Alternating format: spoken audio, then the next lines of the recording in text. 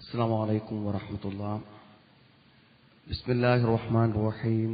الحمد لله نحمده ونستعينه ونؤمن به ونتوكل عليه ونعوذ بالله من شرور أنفسنا ومن سيئات أعمالنا. من يهده الله فلا مضل له ومن يضلل فلا هادي له. وأشهد أن لا إله إلا الله وأشهد أن محمدا عبده ورسوله أرسله بالهدى ودين الحق ليظهره على الدين كله وكفى بالله شهيدا. اللهم صل على محمد وعلى آل محمد كما صليت على إبراهيم وعلى آل إبراهيم وبارك على محمد وعلى آل محمد كما باركت على إبراهيم وعلى آل إبراهيم إنك حميد مجيد. أما بعد فإن خير الكلام كلام الله وخير الحديث كتاب الله وخير الهدي هدي محمد صلى الله عليه وسلم وشر الأمور محدثاتها وكل محدثة بدعة وكل بدعة ضلالة. أعوذ بالله من الشيطان الرجيم. بسم الله الرحمن الرحيم. يا أيها الذين آمنوا اتقوا الله حق تقاته ولا تموتن إلا وأنتم مسلمون. كتاب أنزلناه إليك مبارك ليدبروا آياتي وليتذكر أولو الألباب. സ്നേഹമുള്ള സഹോദരീ സഹോദരന്മാരെ, സത്യവിശ്വാസികളെ, സത്യവിശ്വാസിനികളെ, നമ്മെ എല്ലാവരെയും സൃഷ്ടിക്കുകയും സംരക്ഷിക്കുകയും ചെയ്യുന്ന അതിരുകളില്ലാത്ത ഈ മഹാപ്രപഞ്ചത്തിന്റെ സൃഷ്ടികർത്താവും അതിനെ നിലനിർത്തുകയും സംരക്ഷിക്കുകയും ചെയ്യുന്ന നമ്മൾ അനുഭവിക്കുന്ന ജീവിതത്തിലെ എല്ലാവിധ സുഖാനുഗ്രഹങ്ങളെയും നമുക്ക് നൽകിക്കൊണ്ടിരിക്കുന്ന അളവറ്റ ദയാപരനും പരമകാരുണികനും എന്നെന്നും ജീവിച്ചിരിക്കുന്നവനും ഒരിക്കലും മരിക്കാത്തവനും ഈ പ്രപഞ്ചത്തിലെ സർവ്വചരാചരങ്ങളും ആശ്രയിക്കേണ്ടവനും എന്നാൽ മറ്റൊരാളെയും ആശ്രയിക്കാതെ നിലനിൽക്കാൻ കഴിയുന്നവനും പിതാവില്ലാത്തവനും പുത്രനില്ലാത്തവനും ഏകനും എന്നെന്നും നിലനിൽക്കുന്നവനുമായ അല്ലാഹുവിന്റെ കൽപ്പനകളും നിർദ്ദേശങ്ങളും എന്റെയും നിങ്ങളുടെയും ജീവിതത്തിനു വേണ്ടി നിർദ്ദേശിക്കപ്പെട്ട മാർഗദർശനങ്ങളും ശരിയായ രൂപത്തിൽ ജീവിതത്തിൽ പഠിക്കുകയും ഉൾക്കൊള്ളുകയും ചെയ്ത് അതനുസരിച്ചുകൊണ്ട് ജീവിക്കുവാൻ ശ്രദ്ധിക്കണേ എന്ന് ഈ ഒരു ഉത്ബോധന ഭാഷണത്തിന്റെ ആമുഖവാചകങ്ങളായി എന്നെയും നിങ്ങളെയും ഓർമ്മപ്പെടുത്തുകയാണ്. സഹോദരങ്ങളെ, ഈ അടുത്ത ഡിസംബർ മാസത്തെ 2-ാം തീയതി മുതൽ 10-ാം തീയതി വരെ പെരിന്തൽമണ്ണയിലെ ഏറ്റവും ശ്രദ്ധേയവും വിശാലവുമായിട്ടുള്ള മൈതാനം പടിപ്പുര സ്റ്റേഡിയത്തിൽ 1.5 മണിക്കൂർ നേരത്തെ വിശുദ്ധ ഖുർആനിന്റെ വചനങ്ങളെ ആശയപരമായി ആദർശപരമായി ചിത്രീകരിക്കുന്ന വൈജ്ഞാനികമായ ഒരു എക്സിബിഷൻ പെരിന്തൽമണ്ണയിലും പരിസര പ്രദേശമുള്ളവർക്കും വേണ്ടി വിസ്ഡം ഗ്ലോബൽ ഇസ്ലാമിക് മിഷന്റെ പ്രവർത്തകന്മാർ സമർപ്പിക്കുകയാണ്. ആ മഹത്തായ വൈജ്ഞാനിക പ്രദർശനം ആരും അറിയാതെ പോകരുതേ എന്നതാണ് ഈ വലിയങ്ങാടിയിലും ഇത്തരം ഒരു ഇസ്ലാമിക പ്രഭാഷണവുമായി ഞങ്ങൾ എത്തുവാനുള്ള കാരണം.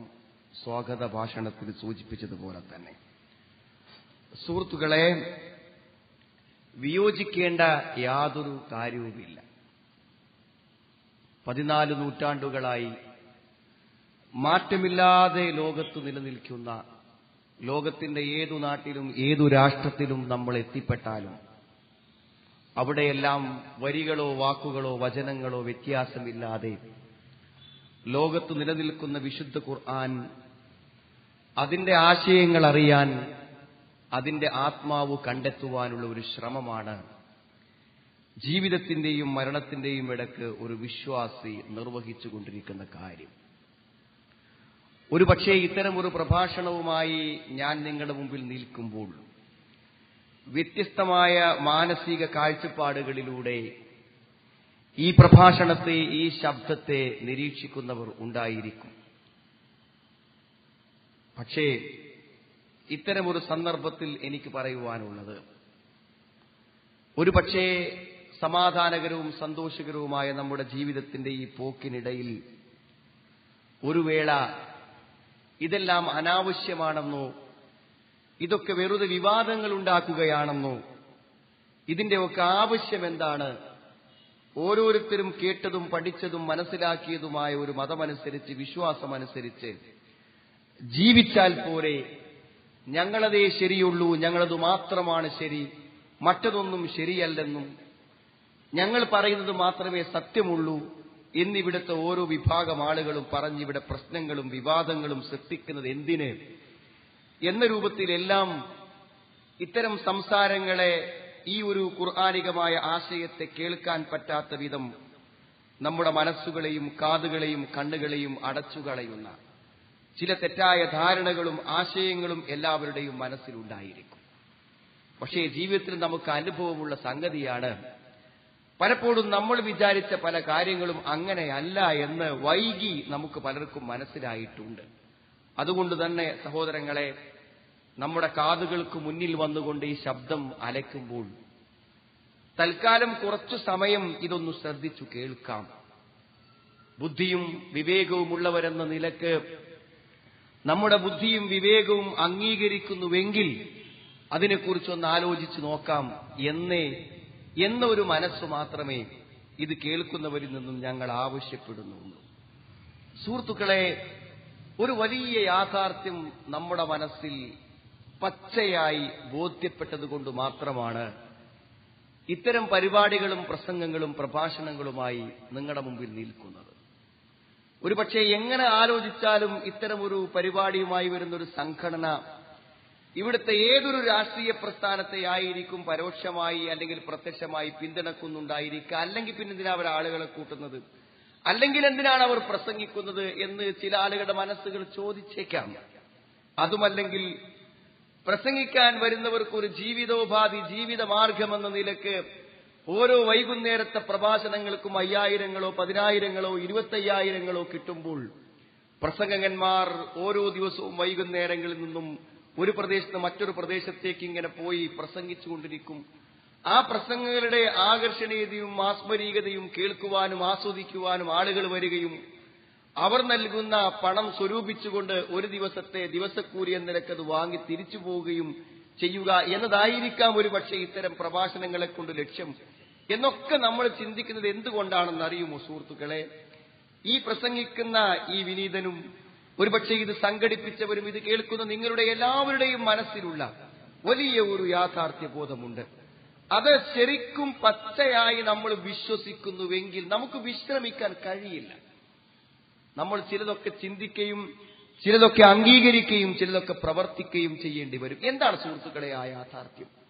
ഇന്ന് അനുഭവങ്ങളോടുകൂടെ ജീവിക്കുന്ന ഞാനും നിങ്ങളും മരിച്ചാലും ഈ അനുഭവങ്ങളൊന്നും അവസാനിക്കുകയില്ല എന്നതാണ് നമ്മളെ സംബന്ധിച്ചിടത്തോളം ഏറ്റവും വലിയ സത്യം. 6000 ചില്ലാനം വചനങ്ങളുള്ള 114 അധ്യായങ്ങളുള്ള വിശുദ്ധ ഖുർആൻ ആവർത്തിച്ചാവർത്തിച്ച് ജനങ്ങളോട് പറയുന്ന കാര്യം എന്താണ് സുഹൃത്തുക്കളെ?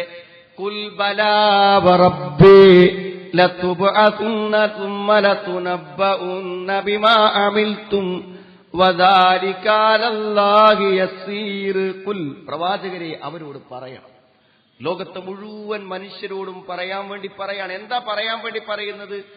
സഅമല്ലദീന കഫറൂ അല്ലൻ യുബ്അസൂ, മരിച്ച ആളുകൾ തിരിച്ചു വരികയില്ലെന്ന് അവിശ്വാസികളായ ആളുകൾ, സത്യനിഷേധികളായ ആളുകൾ വാദിച്ചു.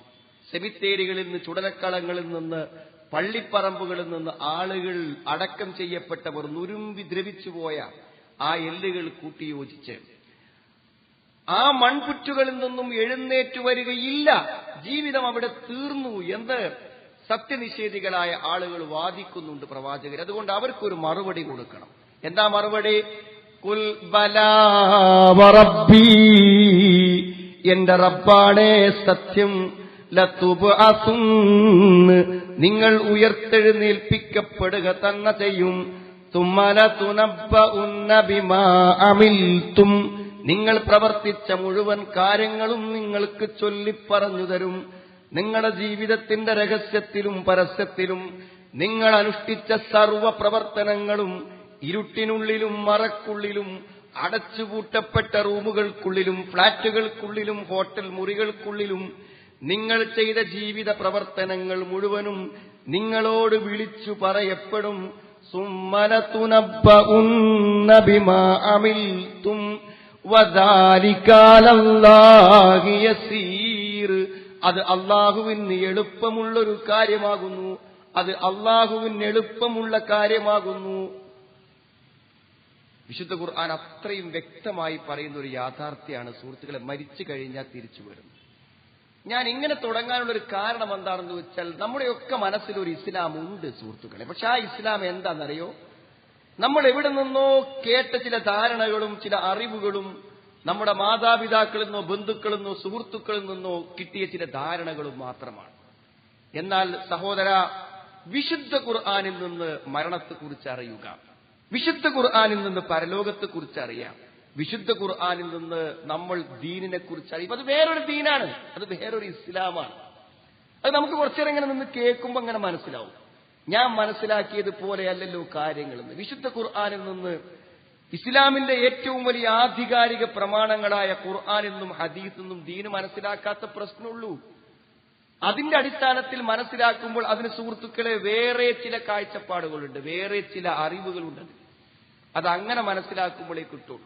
അതുകൊണ്ടാണ് ഞാൻ പറഞ്ഞത്, മരിച്ചിട്ടൊരു ജീവിതം ഉണ്ട് എന്നൊക്കെ എല്ലാവരും വിശ്വസിക്കുന്നത്. അതുകൊണ്ടാണ് സുഹൃത്തുക്കളെ ഒരു വയൽ വരുമ്പോൾ നമ്മളതിന് സംഭാവന കൊടുക്കുന്നത്.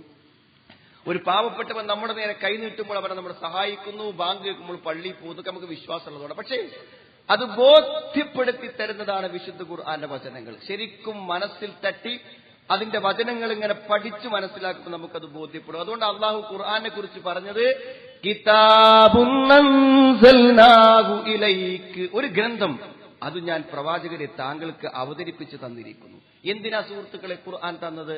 ലിയദ്ദബ്ബറൂ ആയാതി, അതിന്റെ വചനങ്ങളെ നിങ്ങൾ വിശകലനം ചെയ്ത് പഠിക്കുന്നതിനു വേണ്ടി, നിങ്ങൾ ചിന്തിച്ചു പഠിക്കുന്നതിനു വേണ്ടി, വലിയതദക്കറ ഉലുൽ അൽബാബ്, ബുദ്ധിയുള്ളവർ ഉറ്റാലോചിക്കുന്നതിന് വേണ്ടി 6000 ചില്ലാനം വചനങ്ങളും വിരല് തൊട്ട് അറബി ഭാഷ അറിയുന്നത് പോലെ പഠിച്ച് മനസ്സ് തുറപ്പിക്കുന്ന വചനങ്ങളെ ശരിക്കൊന്ന് പഠിക്കണം. സുഹൃത്തില് വെറുതെ പറഞ്ഞല്ല, ഏത് മരിച്ചിട്ട ആൾക്കാർ തിരിച്ചു വരുന്ന വെറുതെ പറഞ്ഞല്ല.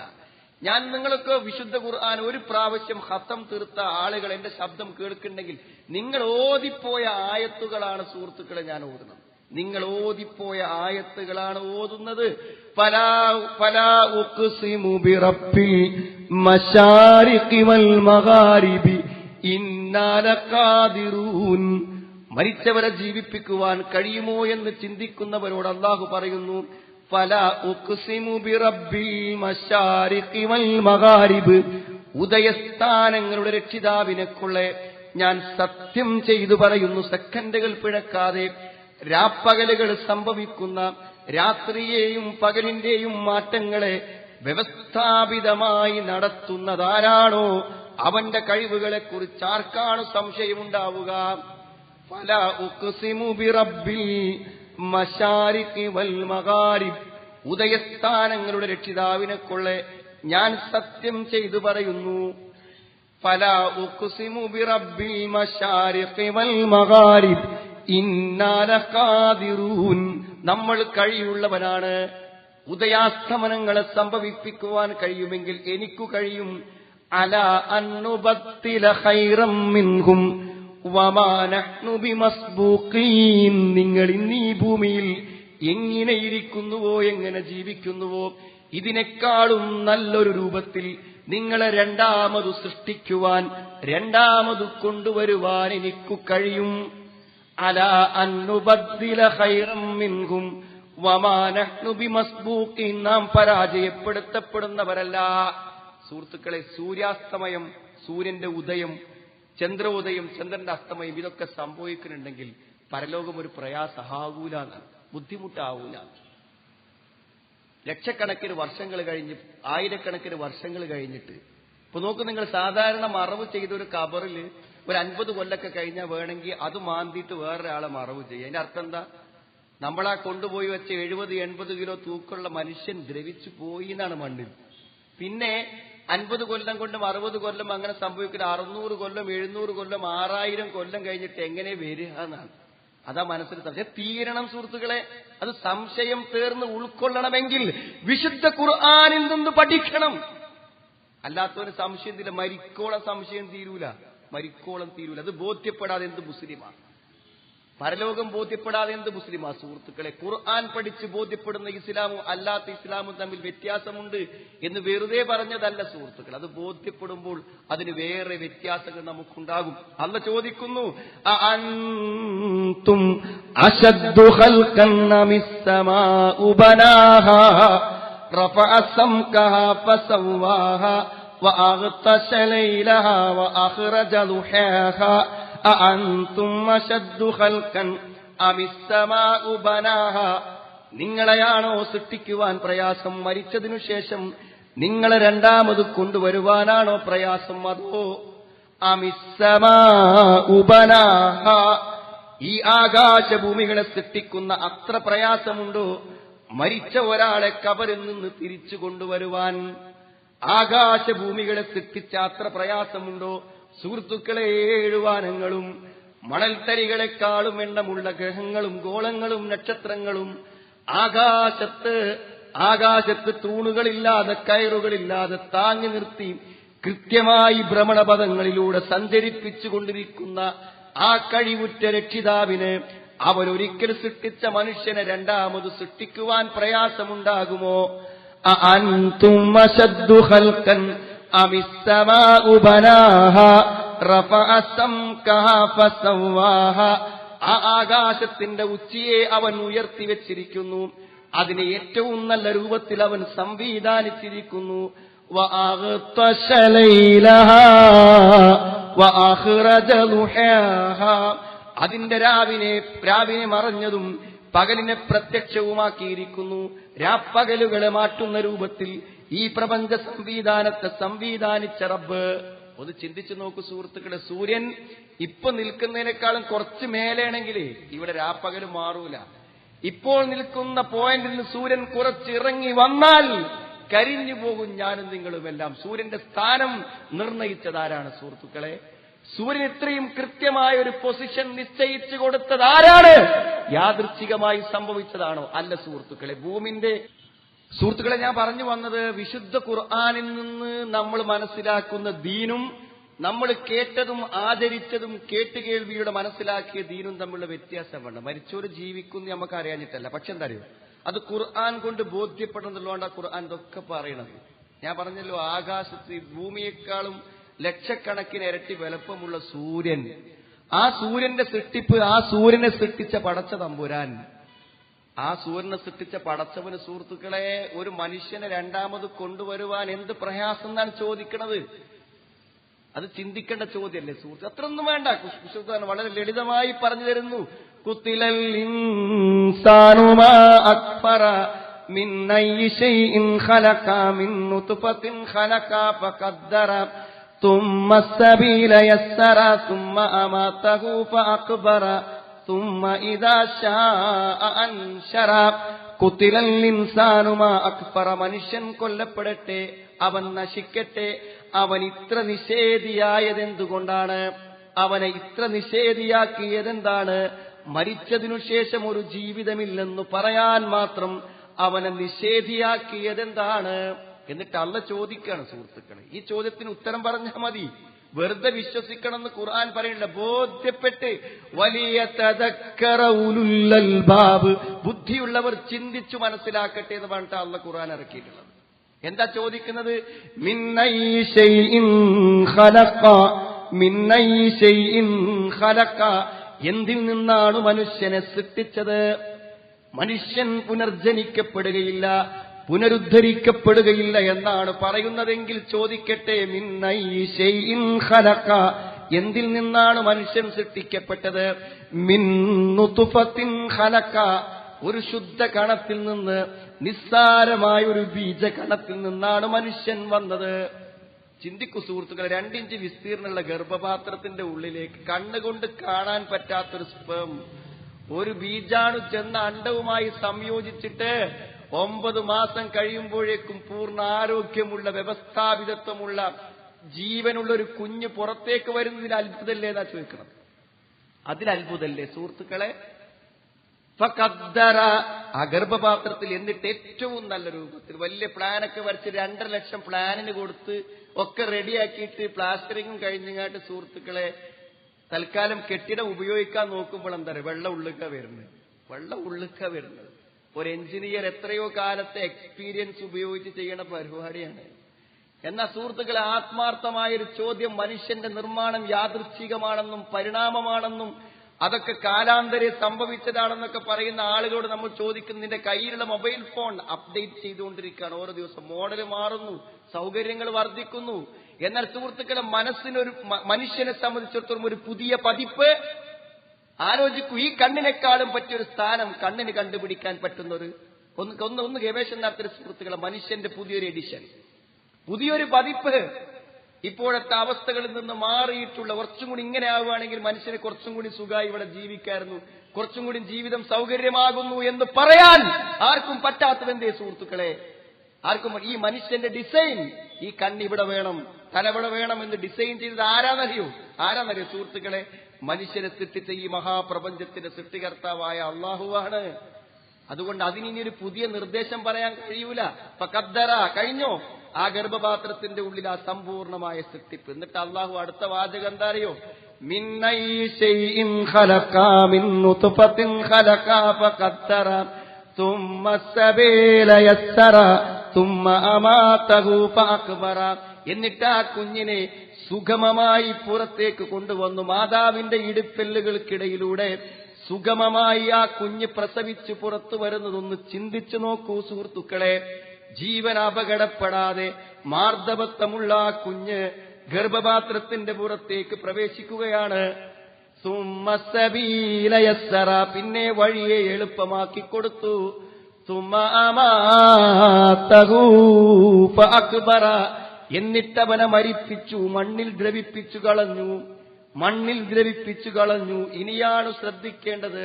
സുമ്മ ഇദാ ശാഅ അൻശറ, അവൻ ഉദ്ദേശിക്കുമ്പോൾ ആ കുഴിമാടങ്ങളിൽ നിന്ന്, അവന്റെ കിടപ്പറകളിൽ നിന്ന്, ഖബർസ്ഥാനിൽ നിന്ന് അവൻ ഉദ്ദേശിക്കുമ്പോൾ അവനെ തിരിച്ചു കൊണ്ടുവരും. സുഹൃത്തുക്കളെ, വിളിച്ചാൽ എഴുന്നേറ്റ് വരേണ്ടി വരും. എല്ലാ യുക്തിവാദിയും, എല്ലാ നിരീശ്വരവാദിയും, പുനരുദ്ധാരണത്തെ ചോദ്യം ചെയ്തവനും, പരലോകത്തെ പരിഹസിച്ചവനും, സ്വർഗത്തെ കളിയാക്കിയവനും, നരകത്തെ പരിഹസിച്ചവനും വിളി വരുമ്പോൾ മണ്ണിൽ നിന്ന് എഴുന്നേറ്റ് വരേണ്ടി വരും. അവൻ വിശ്വസിച്ചാലും വിശ്വസിച്ചില്ലെങ്കിലും വന്നേ പറ്റൂ. യൗമ യഖ്റുജൂന മിനൽ അജ്ദാസി സിറാഅ കഅന്നഹും ഇലാ നുസ്ബിൻ യൂഫിലൂൻ. യൗമ യഖ്റുജൂന മിനൽ അജ്ദാസി സിറാഅ, പഴകി ദ്രവിച്ച കുഴിമാടങ്ങളിൽ നിന്ന് അവർ പുറത്തേക്ക് വരും. കഅന്നഹും ഇലാ നുസ്ബിൻ യൂഫിലൂൻ, നാട്ടിവെക്കപ്പെട്ട ഒരു നാട്ടയിലേക്ക് ഓടുന്ന പോലെ ജനകോടികൾ ഒന്നിച്ച് എഴുന്നേറ്റോടി വരും. കാലിൽ ചെരുപ്പില്ലാതെ, വസ്ത്രമില്ലാതെ ഒരു പുതിയ ജനനം മനുഷ്യന് സംഭവിക്കും. പരലോകത്ത് വെച്ച് മനുഷ്യൻ പറയുന്ന ഒരു വാക്ക് ഖുർആനിലുണ്ട്. താൻ കടന്നു വന്ന വഴികളെക്കുറിച്ച് പരലോകത്ത് വെച്ച് പറയുന്ന ഖുർആനിലുണ്ട്. എന്താ അറിയോ? പടച്ചവനോട് പറയാണ്, റബ്ബനാ അമത്തനസ്നതൈൻ വഅഹയൈതനസ്നതൈൻ, ഞങ്ങളുടെ രക്ഷിതാവേ, നീ ഞങ്ങളെ 2 പ്രാവശ്യം മരിപ്പിച്ചു, നീ ഞങ്ങളെ 2 പ്രാവശ്യം ജീവിപ്പിച്ചു. ഏതാ സുഹൃത്തുക്കളെ 2 മരണം? പരലോകത്തെത്തുമ്പോഴേക്കും മനുഷ്യൻ 2 മരണാനുഭവങ്ങൾ പങ്കിട്ടു എന്നാണ്. 2 പുതിയ ജനനങ്ങളും അവനുണ്ടായത്. ഒന്നാമത്തെ മരണം ഏതാണ്? ഒന്നാമത്തെ മരണം ഏതാണ് സുഹൃത്തുക്കളെ? ഗർഭപാത്രത്തിൽ 120 ദിവസങ്ങൾക്ക് മുമ്പ്, 4 മാസങ്ങൾക്ക് മുമ്പ്, ആത്മാവ് വരുന്നതിന് മുമ്പ് എന്തോ ഒന്ന് ഉമ്മയുടെ വയറ്റിലുണ്ടായിരുന്നു. ജീവൻ വരുന്നതിന് മുമ്പ് ഉമ്മയുടെ വയറ്റിൽ എന്തോ ഒന്നുണ്ടായിരുന്നു. അതാകുന്നു ഒന്നാമത്തെ മരണം. അതാണ് ഒന്നാമത്തെ മരണം. റബ്ബന അമത്തനസ്നതൈൻ. ഇനി രണ്ടാമത്തെ മരണം ഏതാണ് സുഹൃത്തുക്കളെ? ഈ ഉച്ഛ്വസിച്ചുകൊണ്ടിരിക്കുന്ന ഈ ശ്വാസോച്ഛ്വാസ പ്രക്രിയകൾ നിലച്ച്, ഹൃദയം നിലച്ച്, കണ്ണുമിഴിച്ച് നിശ്ചലമായി വീഴുന്നൊരു മരണമുണ്ട്. ഇനി ഏതാണ് 2 ജനനം?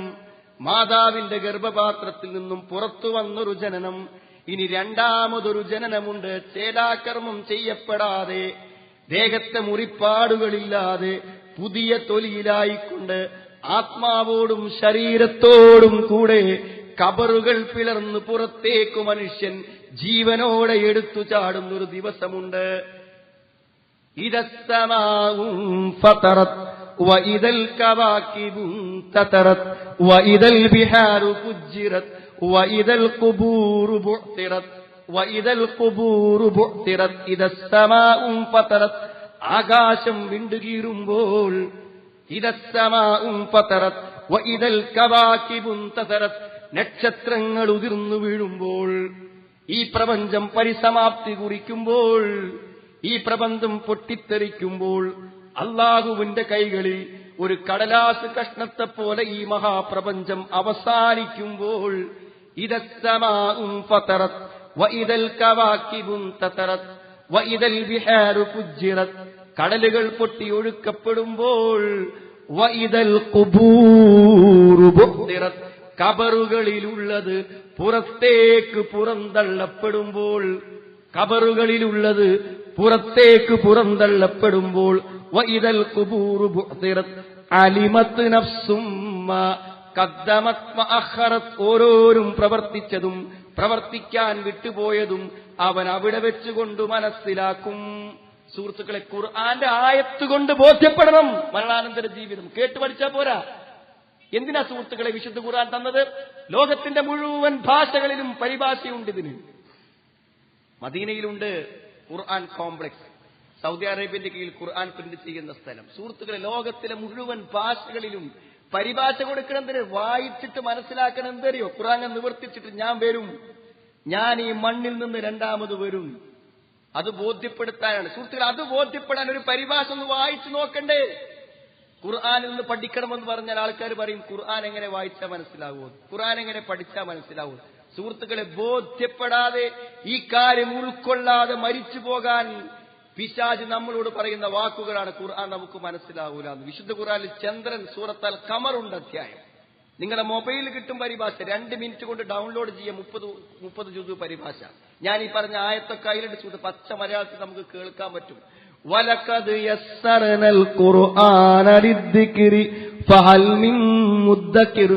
വലഖദ് യസ്സർനൽ ഖുർആന ലിദ്ദിക്ർ, ഉത്ബോധനങ്ങൾ സ്വീകരിക്കുവാൻ, ചിന്തിക്കുവാൻ, ആലോചിക്കുവാൻ വിശുദ്ധ ഖുർആനിനെ നാം എളുപ്പമാക്കിയിരിക്കുന്നു.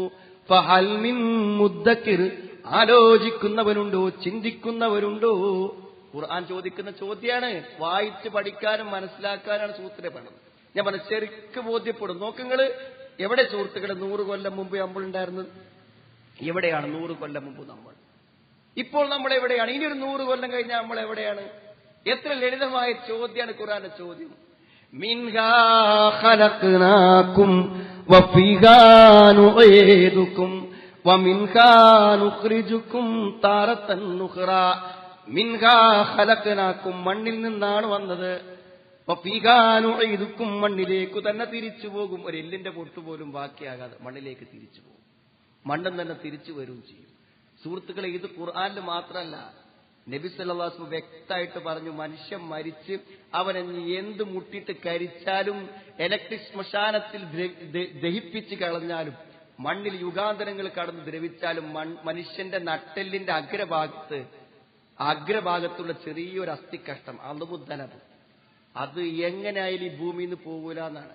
ഈ ഭൂമിയിൽ എത്ര കോടി ജനങ്ങളുണ്ടോ അവരൊക്കെ മരിച്ചു ഒലിച്ച് കടലിൽ ചേർന്നാലും സുഹൃത്തുക്കളെ, അവന്റെ ആ ഒരു നട്ടെല്ലിന്റെ അഗ്രഭാഗത്തുള്ള കഷ്ണം പോകൂലെന്ന് നബി സല്ലല്ലാഹു അലൈഹി വസല്ലം നമുക്ക് പറഞ്ഞിട്ടാണ്. നബി സല്ലല്ലാഹു അലൈഹി വസല്ലമയുടെ വഫാത്തിന് ശേഷം പ്രവാചകന്റെ ആ പരിശുദ്ധ ശരീരം മണ്ണിൽ അങ്ങനെ തന്നെ കേടുകൂടാതെ കിടക്കുകയാണെന്ന് നമ്മൾ വിശ്വസിക്കണം.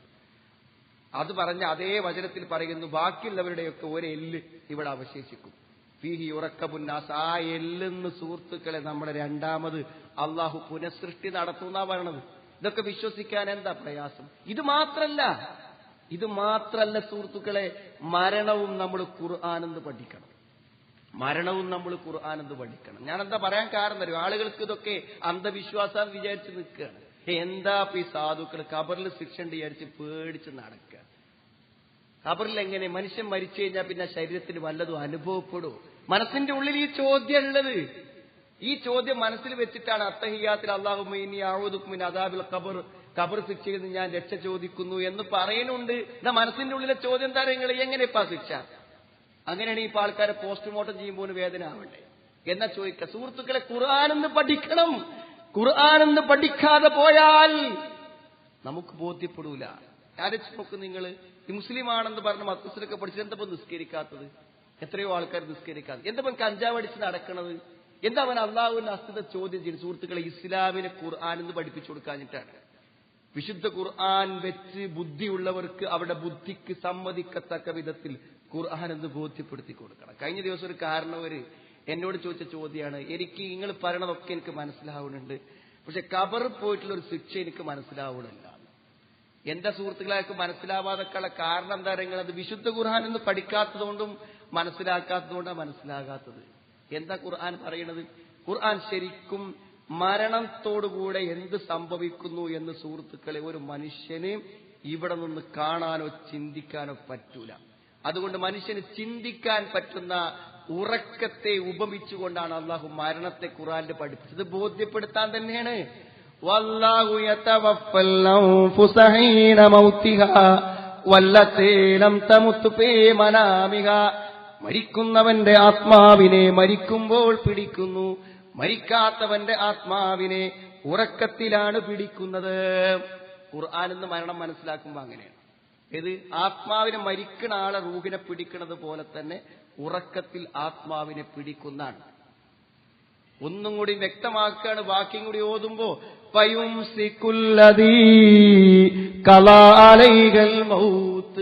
ഉറക്കത്തിൽ ഒരാൾ മരിക്കട്ടെ എന്ന് തീരുമാനിച്ചിട്ടുണ്ടെങ്കിൽ ആ ഉറക്കം മരണമായി പരിണമിക്കും. അല്ലെങ്കിലോ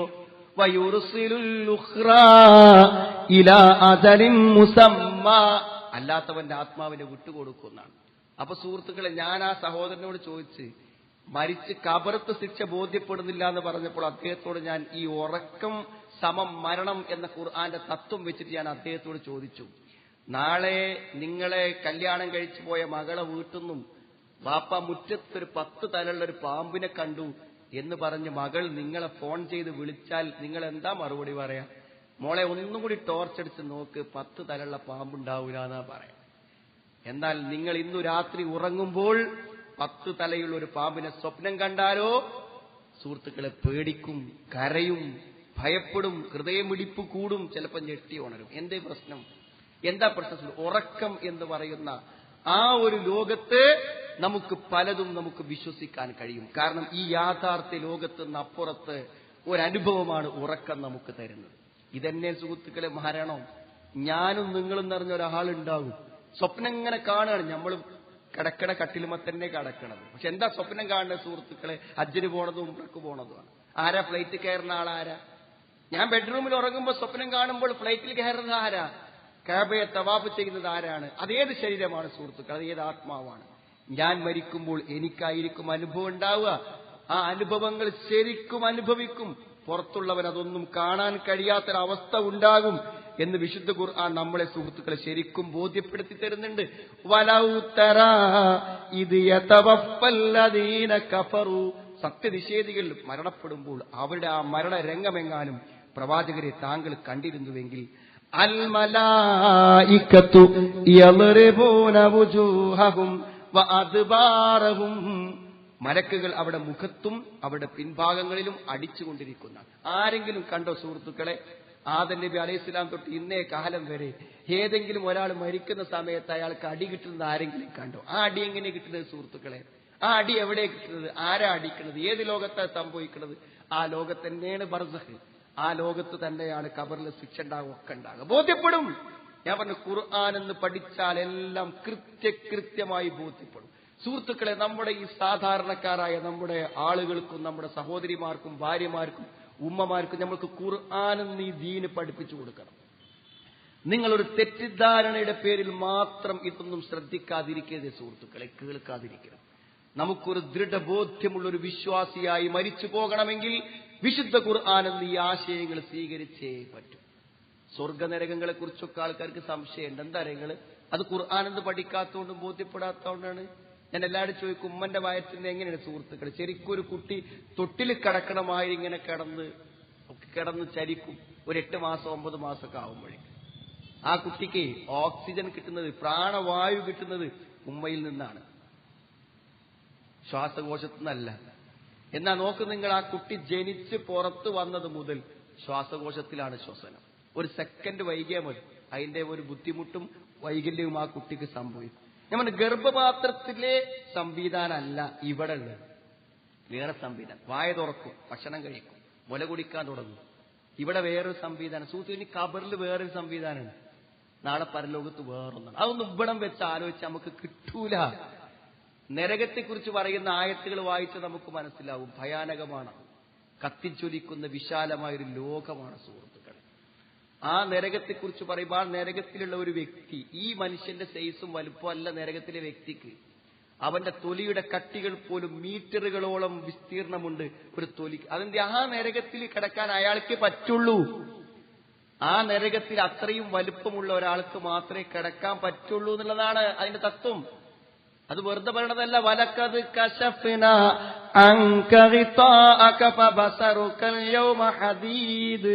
വലക്കത് കശഫ്നാ അൻക ഗിതാഅ. ഈ കണ്ണിന്റെ മൂടികളെ ഞാൻ നീക്കുന്നതാണ്. പരലോകത്ത് കാണാൻ വേറെ കണ്ണ് വേണം സുഹൃത്തുക്കൾ, പരലോകത്ത് കാണാൻ വേറെ കണ്ണ് വേണം. ഈ കണ്ണുകൊണ്ട് പറ്റൂല, നിന്റെ കണ്ണിന്റെ വിറകളെ മാറ്റിക്കൊടുക്കുന്നതാണ്. അപ്പൊ നരകം, സ്വർഗം, ഇതൊക്കെ സത്യമായി സംഭവിക്കുന്ന കാര്യങ്ങളാണ് സുഹൃത്തുക്കൾ. ഈ യാഥാർത്ഥ്യബോധം മനസ്സിക്ക് വരുമ്പോഴേ, ഈ മരണം എന്നതും പരലോകം എന്ന യാഥാർത്ഥ്യം മനസ്സിക്ക് വരുമ്പോൾ നമ്മുടെ മനസ്സിലുണ്ടാകുന്ന ഒരു ചോദ്യമാണ് എന്തറിയോ, പടച്ചോനെ, എന്നാൽ എന്റെ ഈ ജീവിതം എനിക്ക് വെറുതെ ആവാൻ പറ്റൂല, എനിക്ക് എന്തായിരുന്നാലും ഈ ജീവിതം കൊണ്ട് നേടേണ്ടത് നേടിയേ പറ്റൂ, എനിക്ക് വിട്ടുവീഴ്ചല്ല എന്നൊരു ചിന്തയിലേക്ക് വരും സുഹൃത്തുക്കൾ. നിങ്ങൾ ആലോചിച്ച് നോക്കൂ, നിങ്ങൾ ഓരോ ദിവസവും നമ്മൾ പതുക്കെ എന്താണ്, നമ്മൾ ദുർബലതയിലേക്ക് പോയിക്കൊണ്ടിരിക്കുകയാണ്. നമ്മുടെ ശരീരത്തിന്റെ തൊലിയുടെ നിറങ്ങൾ മാറിക്കഴിഞ്ഞാൽ ഇനി അത് പഴയ യുവത്വത്തിലേക്ക് തിരിച്ചു വരൂല. നമ്മുടെ ഒരു രോമം നിരച്ചു കഴിഞ്ഞാൽ സുഹൃത്തുക്കളെ, ആ സ്ഥലത്തിന് ഒരു കറുത്ത മുടി വരൂല. സ്ഥായിയായ പല രോഗങ്ങളും നമ്മളെ പിടികൂടിക്കഴിഞ്ഞാൽ ആ രോഗങ്ങളിൽ നിന്നും നമ്മൾ പിന്നീട് എന്തിടാം, മോചനം നേടും. എന്റെ അർത്ഥം എന്താ, നിങ്ങൾ നാശത്തിലേക്കാണ് പോണത്, എല്ലാം നാശത്തിലേക്കാണ് പോണത്. ഈ പ്രപഞ്ചമാസകലം നാശത്തിലേക്കാണ് പോകുന്നത്. കുല്ലുമൻ അലൈഹാ ഫാൻ വയബ്ഖാ വജ്ഹു റബ്ബിക ദുൽ ജലാലി വൽ ഇക്റാം. എല്ലാം നശിക്കും, ഈ ഭൂമുഖത്തിൽ എല്ലാം നാശത്തിലേക്ക് പോവാൻ. അതുകൊണ്ട് സുഹൃത്തുക്കളെ, സംശയരഹിതമായ ഒരു കാര്യമാണ് നമ്മൾ മരണത്തിലേക്ക് മെല്ലെ ചെന്നെത്തുമെന്നാണ്. ഞാൻ പലപ്പോഴും പറയുന്ന ഒരു കാര്യം, പല കാര്യം ആളുകൾക്ക് മനസ്സിലാകുക അതിന്റെ മുന്നിൽ കിടക്കുമ്പോൾ മാത്രമേ മനസ്സിലാവൂ. സുഹൃത്തെ, മരിക്കാൻ കിടക്കുന്ന സമയത്ത് മരണമെന്ന യാഥാർത്ഥ്യത്തെ ബോധ്യപ്പെട്ടിട്ട് ഒരു കാര്യമില്ല. അത് നേരത്തെ ബോധ്യപ്പെടുകയാണെങ്കിൽ എന്താ എത്രയും നല്ലതാണ്. ജീവിതത്തിൽ നിസ്സഹായമായ രംഗങ്ങൾ എനിക്കും നിങ്ങൾക്കും ഒട്ടനവധി വരാനുണ്ട് സുഹൃത്തുക്കൾ. രോഗങ്ങൾ തന്നെ മനുഷ്യന് നിസ്സഹായതയെ വരുത്തിക്കൊണ്ടിരിക്കുന്നതാണ്. മനുഷ്യനെ രോഗങ്ങൾ എന്തുകൊണ്ട് നിങ്ങൾക്കറിയാലോ. ഡോക്ടർ ഇന്നും ചെയ്യാൻ കഴിയൂല എന്ന് പറഞ്ഞാൽ, ഇനി നിങ്ങൾ പ്രത്യേകിച്ചൊന്നും ചെയ്യേണ്ട, ഒരു ക്യാൻസർ വന്നിട്ട് പറഞ്ഞാൽ സുഹൃത്തുക്കൾ, ആ മുഖത്തേക്ക് നോക്കുമ്പോൾ ഒരു നിസ്സഹായ ഭാവമുണ്ട്. തിരുവനന്തപുരത്ത് RCCയിലൊന്ന് പോയി നോക്കിയാൽ നമുക്ക് ആ കാര്യം കൃത്യമായി വ്യക്തമാണ്. 1 വയസ്സുള്ള കുട്ടി ക്യാൻസറിന്റെ വേദന കൊണ്ട് പെടഞ്ഞ് കരയുമ്പോൾ എന്താണ് ഉമ്മക്ക് ചെയ്യാൻ പറ്റുക? നിസ്സഹായമായി നോക്കി നിൽക്കാനേ പറ്റുള്ളൂ സുഹൃത്തുക്കളെ. നിങ്ങൾ എന്ത് വലിയ ശാസ്ത്രബോധമുള്ളവന്, എത്ര വലിയ ബുദ്ധിമതി, എത്ര വലിയ പണക്കാരനാണെങ്കിലും രോഗങ്ങൾക്ക് മുന്നിൽ കണ്ണ് തുറിച്ച് മറന്ന് കിടക്കേണ്ടി വരും നിസ്സഹായമായി. ആ നിസ്സഹായതയിൽ എന്റെ ജീവിതം ഞാൻ വിചാരിച്ചതുപോലെ എന്റെ നിയന്ത്രണത്തിലല്ലല്ലോ എന്ന് ചിന്തിച്ചിട്ട് എന്തു കാര്യം സുഹൃത്തുക്കളെ? എന്തു കാര്യമാണ് അപ്പുണ്ടാവുക? ഒരു കാര്യം ആ സമയത്ത് ഉണ്ടാവില്ല. സമയം കഴിഞ്ഞു. മനസ്സിലായി? അതേപോലെ തന്നെയാണ് മരണം മുന്നിലെത്തുന്ന സമയത്ത് മനുഷ്യനെ സംബന്ധിച്ചിടത്തോളം അവിടെ വെച്ചിട്ട് മനുഷ്യൻ എന്തെങ്കിലും ചെയ്യാമെന്ന് വിചാരിച്ചാൽ നടക്കൂലെന്നാണ് അല്ലാഹു പറയാണ്.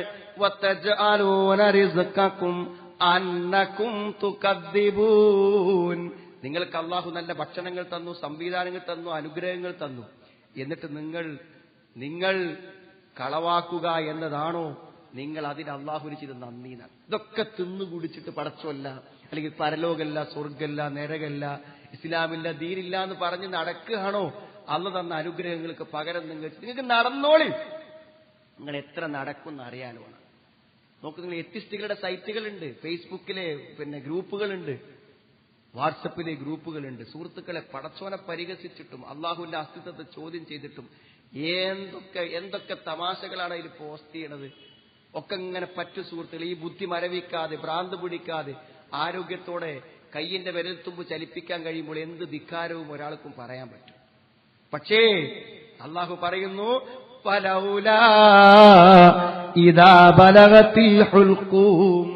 എന്നാൽ മരണം തൊണ്ടക്കുഴിയിൽ എത്തിക്കഴിഞ്ഞാൽ, ഞാൻ മരിക്കുക എന്ന് ഉറപ്പായി കഴിഞ്ഞാൽ നിനക്ക് എന്ത് ചെയ്യാൻ പറ്റുമെന്നാണ്. അൻതും ഹീനഇദിൻ തൻദുറൂൻ, അന്നേരം നിങ്ങൾ കണ്ണുമിഴിച്ച് നോക്കും. എന്താ എനിക്കൊന്ന് ചെയ്യാൻ പറ്റാന്ന് നിങ്ങൾ ആ സമയത്ത് കണ്ണുമിഴിച്ച് നോക്കുന്നുണ്ടായിരിക്കും. പക്ഷേ വനഹനു അഖറബു ഇലൈഹി മിൻകും വലാകിൻ ലാ തുബ്സിറൂൻ, അന്ന് ആരും കാണൂല.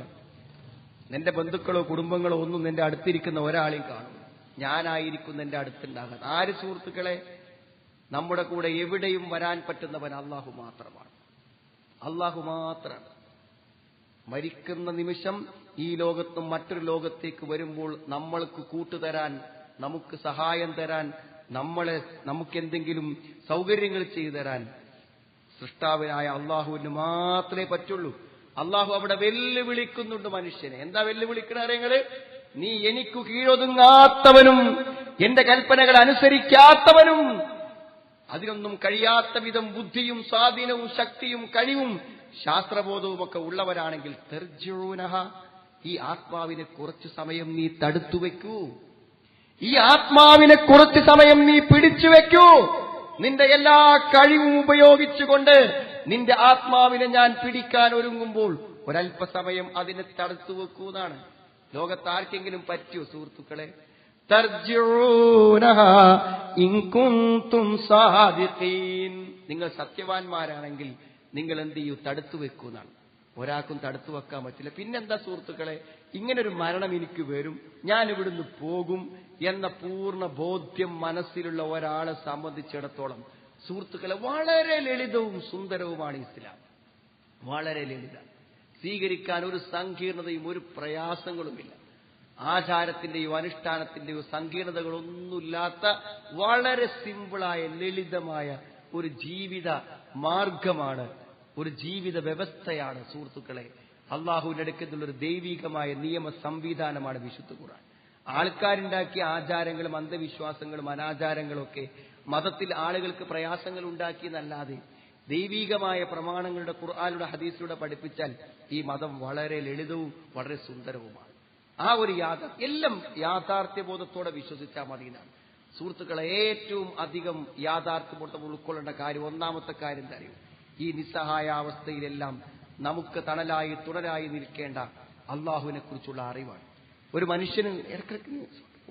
ഒരു മനുഷ്യനും കിട്ടുന്ന ഏറ്റവും പ്രധാനപ്പെട്ട ഒരറിവ് അതാണ്, അള്ളാഹുവിനെ കുറിച്ചുള്ള അറിവാണ് സുഹൃത്തുക്കൾ. അത് നമുക്ക് നൽകുന്ന ആശ്വാസം ചെറുതല്ല. നിങ്ങളൊന്ന് ചിന്തിച്ചു നോക്കൂ. നമുക്ക് ആലോചിച്ചാൽ നമുക്ക് അറിയാൻ പറ്റും. സാധാരണഗതിയിൽ എന്തൊരു ധൈര്യമാണ് സുഹൃത്തുക്കളെ നമുക്കിവിടെ ജീവിക്കാനുള്ളത്. ചിലപ്പോൾ ചില മാനസിക അസ്വാസ്ഥതകളുള്ള ആളുകൾ വരുമ്പോൾ അവരോടൊക്കെ സംസാരിക്കുമ്പോൾ എനിക്ക് തോന്നിയ ഒരു കാര്യമാണ്. എന്താ വെച്ചാൽ, ഒരാൾക്ക് അവന്റെ കൂടെ ബൈക്കിൽ സഞ്ചരിച്ചിരുന്ന സുഹൃത്ത് ആക്സിഡന്റ് ആയി. അവൻ ആ ആക്സിഡന്റിൽ നിന്ന് രക്ഷപ്പെട്ടു. പക്ഷെ ആ മരണം കണ്ട നിമിഷം മുതൽ അവൻ മരിക്കുന്ന അവനാണ് തോന്നുക. മരിക്കൂല എന്നുള്ളതിനിപ്പോ എന്താ സുഹൃത്തുക്കൾ? അവൻ എന്ത് സമാധാനവും സമാശ്വാസവും. ഞാൻ എപ്പോഴും മരിക്കാം, അതിനെക്കുറിച്ച് ആലോചിച്ച് ഉറങ്ങാൻ പറ്റുന്നില്ല, ഉണരാൻ പറ്റുന്നില്ല. എല്ലാ നിലക്കും പേടി, ഭയം അവനെ പിടികൂടിയിരിക്കുകയാണ്. ഞാൻ മനസ്സിൽ നമുക്കൊരു ധൈര്യം, ഞാൻ എന്റെ വാഹനത്തിൽ കയറി പോകുമ്പോൾ എനിക്കിന്നൊരു അപകടം പറ്റാതെ ഞാൻ എന്റെ സുരക്ഷിത സ്ഥാനത്ത് എത്തും എന്നതിന്റെ ധൈര്യം എന്താണ്? നമ്മുടെ ധൈര്യം ഈ ഭൗതികമായ എല്ലാ സംവിധാനങ്ങളും നമുക്കെതിരായാലും അഭൗതികമായി ജീവിതത്തിൽ ഇടപെടാൻ പറ്റുന്ന പടച്ചോൻ എന്റെ കാര്യത്തിൽ ഇടപെടാൻ തീരുമാനിച്ചാൽ ഒരു രോഗവും എന്നെ കീഴ്പ്പെടുത്തില്ല, ഒരപകടവും എന്റെ അന്ത്യം കുറിക്കില്ല, ഒരു ബുദ്ധിമുട്ടുകളും എന്റെ അടുക്കലേക്ക് വരികയില്ല. സുഹൃത്തുക്കളെ, അള്ളാഹുവിലുള്ള വിശ്വാസം അതാണ് മനുഷ്യന്റെ ഏക ധൈര്യം. അവനൊന്നും പേടിക്കണ്ട. എന്ത് മാരകമായ രോഗങ്ങളിൽ കിടക്കുമ്പോഴും ഡോക്ടർമാർ മുഴുവനും നിസ്സഹായാവസ്ഥ പറഞ്ഞാലും എല്ലാ പ്രപഞ്ചത്തിന്റെ എല്ലാ ഭൗതിക സംവിധാനങ്ങളിലും ഇടപെട്ടുകൊണ്ട് അഭൗതികമായി നമുക്ക് സഹായം എത്തിക്കാൻ പറ്റുന്ന ഒരു പടച്ചോനുണ്ടെന്ന് വിശ്വസിക്കുന്നു. എന്ത് പേടിയാണ്? ഒരു പേടി, ഒരു രോഗത്തിലും അവൻ നിരാശനാവൂല.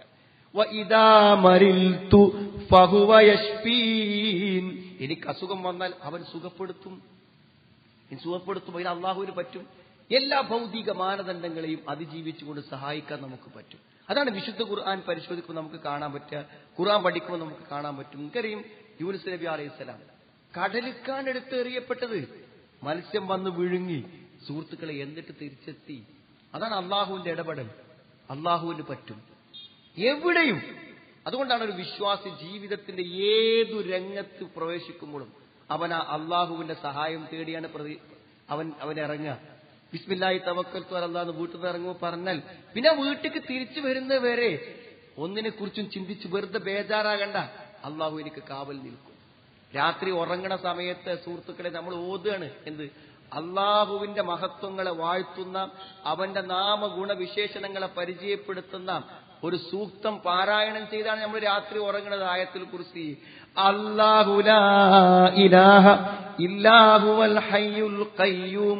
അല്ലാഹു, അവനല്ലാതെ ആരാധ്യനില്ല. അൽ ഹയ്യ്, എന്നെന്നും അവൻ ജീവിച്ചിരിക്കുന്നവനാണ്. അൽ ഖയ്യൂം, എല്ലാം നിയന്ത്രിക്കുന്നവനാണ്. ഇനി അടുത്ത വാക്കെന്താ സുഹൃത്തുക്കളെ? ധൈര്യം നൽകുന്ന വാക്കാണ്. ലാ തഖുദുഹു സിനത്തും വലാ നൗം. ഉറക്കമോ മയക്കമോ ബാധിക്കാത്തവനാണ്. ഒരിക്കലും ഉറങ്ങാത്ത മയങ്ങാത്ത ഒരു കാവൽ നമുക്ക്. എന്താ സുഹൃത്തുക്കളെ പേടിക്കണത്? ഇസ്ലാമിന്റെ ഏറ്റവും മർമ്മം എന്താണെന്ന് ചോദിച്ചാൽ ഈ അള്ളാഹുള്ള വിശ്വാസമാണ്. സുഹൃത്തുക്കളെ, മറ്റു മതങ്ങളിൽ നിന്നും വിശ്വാസങ്ങളിൽ നിന്നും ഇസ്ലാമിനെ വ്യതിരിക്തമാക്കുന്ന ഏറ്റവും വലിയ പ്രത്യേകത എന്താ അറിയുന്നത്? ഈ അഭൗതികമായി മനുഷ്യന് രക്ഷ നൽകാൻ പറ്റുന്ന ഒരിടം മാത്രമേ ഉള്ളൂ. അത് ഏകനായ അള്ളാഹു മാത്രം. എന്താണ് അവന്റെ പ്രത്യേകത സുഹൃത്തുക്കളെ? ഈ പ്രപഞ്ചത്തിലെ സർവ്വചരാചരങ്ങളും നിലനിൽക്കുന്നത് അവനെ ആശ്രയിച്ചാണ്. എന്നാൽ അവനു നിലനിൽക്കാൻ ഈ പ്രപഞ്ചത്തിലെ ഒന്നും ആവശ്യമില്ല. ഖുൽ ഹുവല്ലാഹു അഹദ് അല്ലാഹുസ് സമദ് ലം യലിദ് വലം യൂലദ് വലം യകുൽ ലഹു കുഫുവൻ അഹദ്. പറയൂ പ്രവാചകരെ, കാര്യം അല്ലാഹു ഏകനാണ്. അല്ലാഹു ഏകൻ എന്ന് പറഞ്ഞാൽ അല്ലാഹുവിനോട് ചോദിക്കുന്ന ഒരു കാര്യം വേറെ ആരോടും ചോദിച്ചിട്ട് കാര്യമില്ല സുഹൃത്തുക്കളെ. അള്ളാഹു നമ്മുടെ ജീവിതത്തിൽ ഇടപെടുന്നത് പോലെ അഭൗതികമായി അദൃശ്യമായി കാര്യകാരണ ബന്ധങ്ങൾക്ക് അപ്പുറത്തു നിന്ന് ഒരാളും നമ്മുടെ ജീവിതത്തിൽ ഇടപെടൂല. നിങ്ങൾ ആലോചിച്ച് നോക്കൂ. നമ്മൾ അള്ളാഹുവിനെ വിളിക്കുന്നു, അള്ളാഹുവിലേക്ക് ആ വിളിയെത്തുന്നു സുഹൃത്തുക്കളെ അഭൗതികമായ വഴിയിലൂടെ. എനിക്കെന്റെ വീട്ടിലേക്ക് ഇപ്പൊ ബന്ധപ്പെടണമെങ്കിൽ എന്ത് വേണം? ഫോണ് വേണം, മറ്റു സൗകര്യങ്ങൾ വേണം. അള്ളാഹുവിലേക്ക് അഭൗതികമായ വഴിയിലൂടെ മനുഷ്യനെ അള്ളാഹ് എന്നെ സഹായിക്കും. എങ്ങനെ സഹായിക്കും? എല്ലാ ഭൗതിക മാനദണ്ഡങ്ങളും മറികടന്ന് അള്ളാഹുവിനെ എന്നെ സഹായിക്കാൻ പറ്റും. ചരിത്രത്തിൽ ഒട്ടനവധി ഉദാഹരണങ്ങൾ നമുക്ക് കാണാൻ പറ്റും. മറിയം റളിയല്ലാഹു അൻഹയ്ക്ക് കുട്ടിയുണ്ടായി. വിവാഹം കഴിയാത്തവരാണ്. അള്ളാഹുവോട് അവർ പ്രാർത്ഥിച്ചു. ആ പ്രാർത്ഥനയുടെ ഫലം കണ്ടില്ലേ സുഹൃത്തുക്കളെ? എങ്ങനെയാണത് ബോധ്യപ്പെടുത്തുക? ഭർത്താവില്ലാത്തൊരു സ്ത്രീക്ക് കുട്ടി ഉണ്ടായത് അവിഹിത ബന്ധമല്ലെന്ന് എങ്ങനെ ബോധ്യപ്പെടുത്തും സുഹൃത്തുക്കളെ? അള്ളാഹു ഇടപെട്ടു. ഒരു കുട്ടി സംസാരിക്കണമെങ്കിൽ എത്ര പ്രായമാവണം? പക്ഷേ മറിയം ബീവിന്റെ കയ്യിൽ കിടക്കുന്ന കുട്ടി, തൊട്ടിൽ കിടക്കുന്ന കുട്ടി സംസാരിച്ചു. യാ ഉഖ്ത ഹാറൂന മാ കാന അബൂകി ഇംറഅ സൗഅ വമാ കാനത് ഉമ്മുകി ബഗിയ്യാ. ഓ മറിയമേ, നിന്റെ പിതാവ് ഒരു മോശപ്പെട്ട മനുഷ്യനല്ല, ഉമ്മ ഒരു വേശ്യയല്ല, എന്നിട്ട് നീ എന്തുകൊണ്ട് ഇങ്ങനെ ചെയ്തു എന്നാണ്. പക്ഷെ മറിയം ഒന്നും മിണ്ടിയില്ല. ചുണ്ടുകൂട്ടി തൊട്ടിൽ കിടക്കുന്ന കുട്ടിയിലേക്ക് കൈ ചൂണ്ടി. എന്തേ സംഭവിച്ചു? കുട്ടി സംസാരിക്കാൻ തുടങ്ങി. അവര് ചോദിച്ചു, എങ്ങനെയാണ് കുട്ടി സംസാരിക്കുക? നിന്നോടല്ല ഞങ്ങൾ ചോദിച്ചത്, നീ മറുപടി പറയണം. പക്ഷെ കുട്ടി പറഞ്ഞു, ഖാല ഇന്നി അബ്ദുല്ലാഹി ആതാനിയൽ കിതാബ് വജഅലനി നബിയ്യാ. ഞാൻ പ്രവാചകനായി നിശ്ചയിച്ചിട്ടുപ്പെട്ടാണ്, എനിക്ക് വേദഗ്രന്ഥം കിട്ടിയിട്ടുണ്ട്. തൊട്ടിൽ കിടക്കുന്ന കുട്ടി പറയാണ്, സുഹൃത്തുക്കൾ, അള്ളാഹുവിന് അത്ഭുതങ്ങൾ സാധ്യമാകും. അതുകൊണ്ട് ഒരു പേടിയും വേണം, അവനോട് നമ്മൾ പ്രാർത്ഥിക്കാം. പലപ്പോഴും ആളുകൾ ഇസ്ലാമികമായ കാര്യങ്ങളെക്കുറിച്ച് പറയുമ്പോൾ ആളുകൾ നമ്മളെ ആക്ഷേപിച്ചുകൊണ്ട്, മുജാഹിദ് പ്രസ്ഥാനത്തെ ആക്ഷേപിച്ചുകൊണ്ട് പറയാറുണ്ട്, എല്ലാ ആളുകളെയും മുശ്രിക്കാക്കുക, എല്ലാവരും ശിർക്കിലാന്ന് പറയാം. ഇതാണ് ഇവരെ പ്രസംഗത്തിന്റെ. അതുകൊണ്ടാണ് പല സാധാരണക്കാർക്കും നമ്മളെ പ്രസംഗങ്ങളൊക്കെ കേൾക്കാൻ തന്നെ പേടി. സുഹൃത്തുക്കൾ, ഒരു കാര്യം നമ്മൾ മനസ്സിലാക്കിയാൽ മതി. എന്താ വെച്ചാൽ, ഒരു മനുഷ്യന്റെ ജീവിതത്തിൽ അവൻ ചെയ്യുന്ന സ്വതക്കകൾ, നമസ്കാരങ്ങൾ, പുണ്യകർമ്മങ്ങൾ എന്തെല്ലാമുണ്ട്, അത് മുഴുവനും എന്താ വെച്ചാൽ ഒരു തുള്ളി മണ്ണെണ്ണ ഒരു ചെമ്പ് ബിരിയാണിയിൽ വീണതുപോലെ എന്ത് ചെയ്യുന്നറിയങ്ങൾ കംപ്ലീറ്റ് നമ്മളെ അമലുകൾ പൊളിഞ്ഞു പോകുന്ന ഒരേ ഒരു കാര്യമുള്ളൂ. എന്താണ് സുഹൃത്തുക്കളെ? അത് ശിർക്കാണ്. അപ്പൊ അതിന് ശിർക്ക് മുശ്രിക്കാകാനല്ല. വ്യഭിചാരം എന്ന് പറയുമ്പോൾ എന്താന്ന് നമുക്ക് മനസ്സിലാവും, മദ്യപാനം എന്ന് പറഞ്ഞാൽ എന്താന്ന് മനസ്സിലാവും, ലഹരി എന്ന് പറഞ്ഞാൽ മനസ്സിലാവും. ശിർക്ക് എന്ന് പറഞ്ഞാലും നമുക്ക് മനസ്സിലാകണമെന്നേ പറഞ്ഞിട്ടുള്ളൂ. ശിർക്ക് എന്താന്ന് മനസ്സിലാകണ്ടേ സുഹൃത്തുക്കളെ? മഹാപാപങ്ങൾ ഒന്നാമത്തതാണ്. എന്താ ശിർക്കിന്റെ പ്രശ്നം എന്നറിയോ? വലഖദ് ഊഹിയ ഇലൈക വഇലല്ലദീന മിൻ ഖബ്ലിക ലഇൻ അശ്റക്ത ലയഹ്ബതന്ന അമലു വലതകൂനന്ന മിനൽ ഖാസിരീൻ. വലഖദ് ഊഹിയ ഇലൈക വഇലല്ലദീന മിൻ ഖബ്ലിക, പ്രവാചകരെ, താങ്കൾക്കും മുമ്പുള്ളവർക്കും വഹയിലൂടെ, ദിവ്യ സന്ദേശത്തിലൂടെ നാം കൊടുത്തൊരു സന്ദേശമുണ്ട്. അത് ലോകത്തിന് നൽകേണ്ട സന്ദേശമാണ്. ലോകത്തെ ഒന്നാമത്തെ മനുഷ്യൻ മുതൽ അവസാനത്തെ മനുഷ്യൻ കേൾക്കേണ്ട ഒരു സന്ദേശമുണ്ട്. എന്താണ് ആ സന്ദേശം സുഹൃത്തുക്കളെ? ലഇൻ അശ്റക്ത ലയഹ്ബതന്ന അമലുക, പ്രവാചകരെ, താങ്കൾ തന്നെ ശിർക്ക് ചെയ്താലും പാപസുരക്ഷിതനായ, വരാൻ പോകുന്ന പാപങ്ങളടക്കം പുറത്തു കൊടുത്ത, ലോകത്തിന്റെ മാതൃകയായ എല്ലാ നന്മകളും പൂർണ്ണമായി അനുഷ്ഠിച്ച പ്രവാചകരെ, താങ്കൾ തന്നെ ശിർക്ക് ചെയ്താലും ലയഹ്ബതന്ന അമലു, താങ്കളുടെ പ്രവർത്തനങ്ങൾ നിഷ്ഫലമായി പോകും. അപ്പൊ സുഹൃത്തുക്കളെ, എന്താ ശിർക്ക് എന്നൊന്ന് മനസ്സിലാക്കാൻ എന്താ പ്രയാസം സുഹൃത്തുക്കളെ? ശിർക്ക് അള്ളാഹുവിനോട് മാത്രം ദുആ, പ്രാർത്ഥന അള്ളാഹുവോട് മാത്രം. അല്ലാത്ത ഒരാളോട് ഒരാൾ പ്രാർത്ഥിച്ചാൽ ആ പ്രാർത്ഥന ആരാധനയാണ്. അത് അള്ളാഹു അല്ലാത്തവർക്കുള്ള ആരാധനയാണ്. അത് ശിർക്കാണ്. ഒരു പ്രയാസം ഇത് മനസ്സിലാക്കുക. എന്താ പ്രാർത്ഥന? വിശദീകരിക്കേണ്ട കാര്യമില്ല, നിർവചനം പറയേണ്ട കാര്യമില്ല. എന്താ പ്രാർത്ഥന എന്ന് പറഞ്ഞാൽ എല്ലാ ആളുകൾക്കും അറിയും സുഹൃത്തുക്കളെ. പഞ്ചസാര കഴിഞ്ഞിട്ട് അയൽപക്കത്ത് കുറച്ച് പഞ്ചസാര ചോദിക്കുന്നതിന് ആരും പ്രാർത്ഥന പറയില്ല. ആശുപത്രി വരെ ഒന്ന് പോകാൻ ഒരു ഓട്ടോറിക്ഷ വിളിക്കുന്നതിന് ആരും പ്രാർത്ഥന എന്ന് പറയില്ല. പ്രാർത്ഥന എന്താ സുഹൃത്തുക്കളെ? നമ്മളെ അഭൗതികമായ വഴിയിലൂടെ നമ്മളെ സഹായിക്കാൻ പറ്റുന്ന ഒരുത്തിനോടുള്ള പ്രാർത്ഥന. കുട്ടി ആൾമറയില്ലാത്ത കിണറ്റിന്റെ അടുക്കലേക്ക് കുട്ടി ഇങ്ങനെ എത്തുകയാണ്.